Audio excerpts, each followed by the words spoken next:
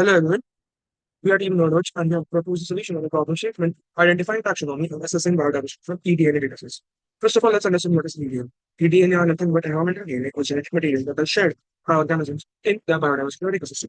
Scientists extract these DNAs from the environment and study whether the organism is absent or present in that particular ecosystem. It is a non-invasive technique and can be used in even classes of environments or in environments with scarce access, such as deep sea organisms and ecosystems.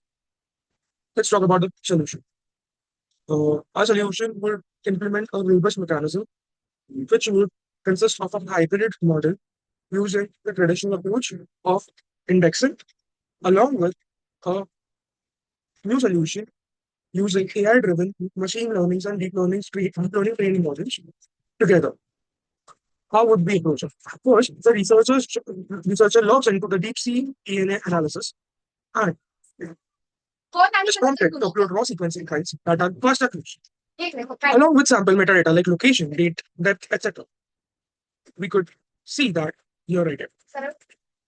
So, the FASTA or a FASTQ file is a series of sequence of files which contains information about environmental data. We upload these files along with the metadata like location, date, and depth, etc., and then start pre-processing. These raw data go into a backend ingestion module where the system checks for file integrity, ensures the correct format, and stores them securely in an object storage. Object storage can be used in the form of AWS S3 or any other blob storage. Next comes pre-processing and quality control, where trimming adapters, filtering quality data, merging paired reads, removing duplicates or errors comes into play. Once the analysis is all done, the cleaned reads are then fed into a taxonomic classifier, which compares sequences to reference database to assign each read to a known tax. This might use tools like BLAST, Kraken, Centrifuge, or other K-means algorithms. Now, here comes the thing. Traditional methods also use these kinds of methods. Traditional solutions use these kinds of techniques and methods. What is new in this? When a novel tax is found, the traditional method tends not to show it appropriately and assigns it as unassigned fraction. Whereas our method would take it as a input and assign it to a particular cluster after a unsupervised learning clustering happens through an AI-driven approach.